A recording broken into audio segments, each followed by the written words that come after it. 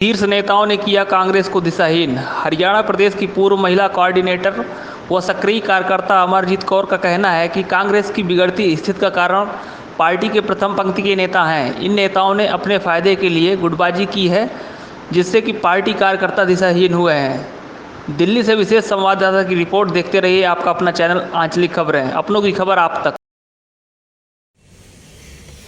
नमस्कार, सत श्री अकाल, आदाब। आज हमारे साथ कांग्रेस के फाइट फाइटर और इतने समाज के प्रति अलर्ट और कांग्रेस के प्रवक्ता रहे हैं जो हरियाणा प्रदेश कांग्रेस के और काफ़ी पदों पे काम किया। आज हम उनसे आपकी मुलाकात करवाएंगे और मौजूदा हालात में उनके क्या सुझाव और क्या विचार हैं जिससे कांग्रेस पार्टी और संगठन मजबूत हो सके। पहले तो बहुत बहुत वेलकम करते हैं मैडम आपका कि कांग्रेस मुख्यालय में आप आए।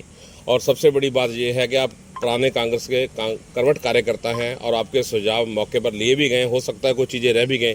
तो हम ये पूछना चाहेंगे कि ऐसी कौन सी रूपरेखा बनाई जाए, कौन से सिस्टम बनाया जाए जिससे आने वाले टाइम में कांग्रेस पार्टी मजबूती से उठ के खड़ी हो सके। सबसे पहली बात, मैं तो एक छोटी सी कार्यकर्ता हूँ, ना तो रूपरेखा मेरे हाथ में है, ना दिशा हमारे हाथ में है। क्योंकि जब दिशा धृतराष्ट्र तय कर रहा हो तो भीष्म पितामह कुछ नहीं कर सकते। अब बात रही कि मैं यहाँ धृतराष्ट्र किसको कह रही हूँ। बहुत सारे लोग हैं। धृतराष्ट्र वो जिनके पास लंबा राज रहा और वो अब राज छोड़ने को तैयार नहीं। इस देश को बनाने में त्याग, समर्पण और जो बलिदान कांग्रेस पार्टी का है, आज उसको व्यर्थ करने वाले भी कांग्रेस के अपने नेता हैं। आखिर कब हम ये समझेंगे? चाहिए तो ये था कांग्रेस के नेताओं को कि दल श्रीमती प्रियंका गांधी जी, श्री राहुल गांधी जी, श्री सोनिया गांधी जी के साथ शक्ति बनकर काम करते, लेकिन इन महान शख्सियत को दिशाहीन करने वाले अखिल भारतीय कांग्रेस कमेटी के अंदर बैठे हुए वो अंधे नेता हैं जिन्होंने गर्क में पहुंचा दिया इस पार्टी को और इस देश को दिशाहीन कर दिया। क्योंकि आज देश धर्म के बलिदान पर चढ़ने जा रहा है, चढ़ रहा है। जो जनता भुगत रही है उसका खामियाजा भुगतने वाला कोई और नहीं। हाँ, मैं बार बार कहूंगी कि अखिल भारतीय कांग्रेस कमेटी में बैठे हुए वो नेता हैं जो कुर्सी छोड़ने को तैयार नहीं। आप मानते हैं कि जो वर्कर है वो पहले भी वफादार था, आज भी वफादार है। जब भी बेवफाई हुई, जहाँ गलतियां हुई टॉप लीडरशिप से हुई, जहाँ उन लोगों से हुई जो चले हुए कारतूस थे, जिन्हें पार्टी ने बार बार आजमाया, जबकि वो अपने फील्ड में जहाँ उनको प्रभारी बना के भेजा गया, जहाँ कहीं भी भेजा गया, वो उन्होंने रिपोर्ट उनकी नेगेटिव है, लेकिन आज भी वो डिसीजन वही ले रहे हैं। आप ये मानते हैं? ये क्वेश्चन आप कार्यकर्ता के प्रति यहीं से अंदाजा लगा सकते हैं कि जब मैं यहाँ खड़ी होकर के खुलकर अपनी बात रख रही हूँ कि हाँ, कार्यकर्ता जोश में था, है और रहेगा। उनके पास नेतृत्व नहीं है, उन्हें दिशाहीन किया जा रहा है। असल में कार्यकर्ता गुटबाजी की बलि चढ़ रहा है। नहीं, कार्यकर्ता तो आप मानते ना कि गुटबाजी उसमें जा रहा, लीडर के कारण जा रहा, कार्यकर्ता के कारण नहीं जा रहा। नहीं है, सीनियर लीडरशिप ने इस पार्टी को खराब कर रखा है। अपनी जरूरत के हिसाब से अपनी जरूरत है बदलाव की। मैं आज आप लोगों के माध्यम से हाथ जोड़ करके श्रीमती सोनिया गांधी जी से, श्रीमती प्रियंका गांधी जी से, राहुल गांधी जी से एक दरखास्त करना चाहती हूं कि जितना नुकसान पार्टी का होना था, जितना खामियाजा इस देश की जनता ने भुगतना था, भुगत लिया। अब उन्हें भी खुलकर सामने आ जाना चाहिए कि जिसको जाना है जाए, जाते को भीड़ कम, आते को वेलकम। जी ये करके संगठन की तैयारी दोबारा शुरू करनी होगी। ये एक फौज है, इस फौज को दोबारा बनाना होगा। हम आपके साथ हैं, आप सामने आइए, जो जाता है उसे जाने। मतलब आप कहते हैं कि जो सिस्टम को रिपेयर करने का टाइम है वो आ चुका हुआ है, लेकर नीचे जो नीचे से लेके वर्कर से लेके ऊपर लीडरशिप तक। वर्कर तो देखो पहले भी वफादार था, आज भी वफादार है। रिपेयरिंग तो ऊपर लेवल पे करने वाली है, क्योंकि ऊपर जो खराबी आती है वही नीचे जाती है। आपका कहने का यही तात्पर्य है? कार्यकर्ता की तो एक छोटा सा गाना गुनगुना करके आवाज उठाती हूँ। दिल चीज क्या है आप मेरी जान लीजिए, बस एक बार मेरा कहा मान लीजिए। बहुत खूब। और बहुत खूब। आप ये कहते हैं कि वर्कर की अगर बात नहीं सुनी, अगर 400 से 40 तक आए तो वो वर्कर के कारण की, वो बेवकूफ लीडरशिप के कारण आया, जिन्होंने वर्कर की आवाज नहीं सुनी, जो कि अपना आप कहते हैं आवाज नहीं सुनी। जी जी। आज भी हमारी सीनियर लीडरशिप में इतनी ईगो है कि वो नमस्ते नहीं लेना चाहते, वो कार्यकर्ता को कुछ नहीं समझते। अगर आप नमस्ते करें तो नमस्ते नहीं, अगर आपने फोन नंबर मांगा तो फोन नंबर नहीं। मतलब कई जगह ये आवाज आती है कि जो टॉप लीडरशिप है वो कांग्रेसी कार्यकर्ता को बंधुआ मजदूर मानती है। इस बात को कही है सच्चाई, और साफ वो कहते भी हैं कि कार्यकर्ता क्या है, कार्यकर्ता तो भेड़ चाल है, जहां मर्जी लगा दीजिए। पर हम तो कहते हैं कि कार्यकर्ता चाहे जब मर्जी लीडर बना ले, लेकिन लीडर 100 इकट्ठा होकर कार्यकर्ता नहीं बनाते। उसके बारे में आप क्या कहते हैं? आखिर क्यों आप ज्यादा खुल करके मुझसे बुलवाना चाहते हैं, और मैं बोल भी दूंगी। नहीं, कोई प्रॉब्लम नहीं, कोई लीडर प्रॉब्लम हूँ। बिल्कुल। जिस वक्त काम किया पार्टी में, कार्यकर्ताओं ने पूरे जोश के साथ किया, सत्ता पक्ष को मुंह तोड़ जवाब दिया है। ये बात हमें माननी होगी, तब सीनियर लीडरशिप नहीं होती, तब मरने मराने के लिए कार्यकर्ता होता है, जेलों में जाने के लिए कार्यकर्ता होता है, लेकिन सुर्खियों में नाम सीनियर लीडरशिप का होता है। तो ये हमसे हैं, हम इनसे नहीं हैं। बिल्कुल सही। ये हमसे हैं। एक सवाल बीच में आपके जोड़ रहा हूँ मैं, इनकी नरूला जी की बात को आगे करते हुए।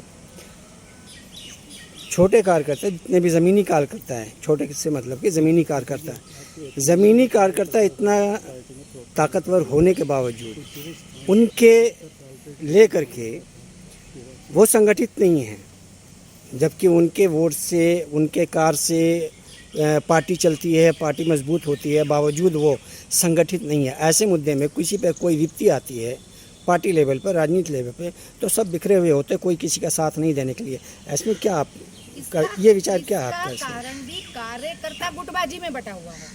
कार्यकर्ता भी क्या करे, मजबूर है, क्योंकि वो संगठित क्यों नहीं है। जब मैंने थोड़ी देर पहले भी हाथ जोड़ करके,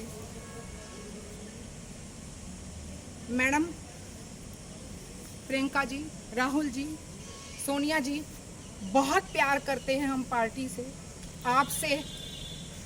हम चाहते हैं फिर से इस देश की भागदौड़ आपके हाथ में आए, क्योंकि हमने इस देश के वो सुखद पल भी देखे हैं जब घर घर में रोजगार था, हर आदमी रोटी खाकर सोया। आज इंसान, मैं कल छोटी सी एक बात बताती हूँ करनाल की, आप बेशक चेक कर लीजिएगा अपने माध्यम से।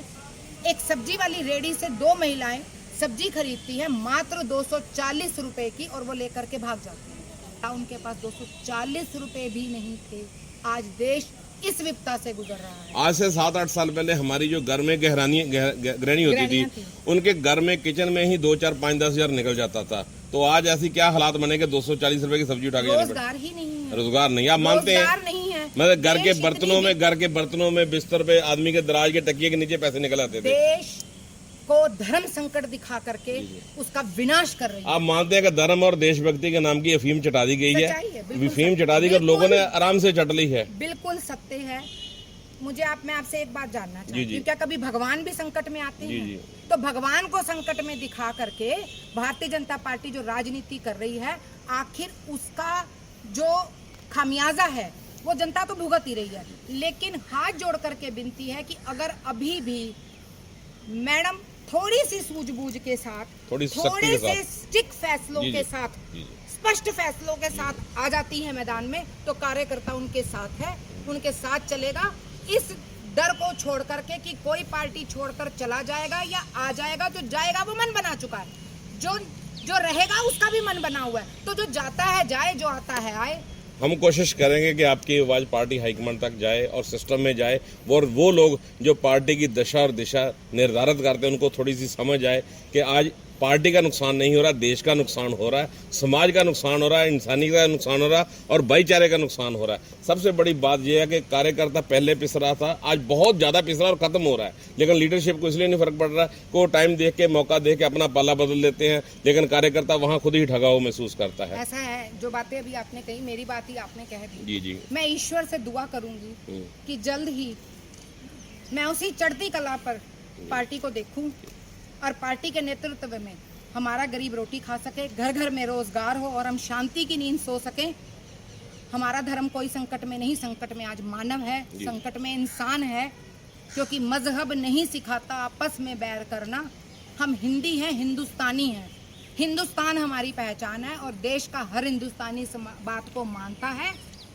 इसलिए कृपा करके जो संकट दिखा करके भारतीय जनता पार्टी हमें डरा रही है या देश को डराने की कोशिश कर रही है। मैडम प्लीज आप आगे आएं, हम आपके साथ हैं। जो जाता है उसे जाने दीजिए मैडम, इससे ज्यादा नुकसान पार्टी का नहीं हो सकता जो हो चुका, क्योंकि वो नुकसान अकेला पार्टी का नहीं मैडम, वो देश का है।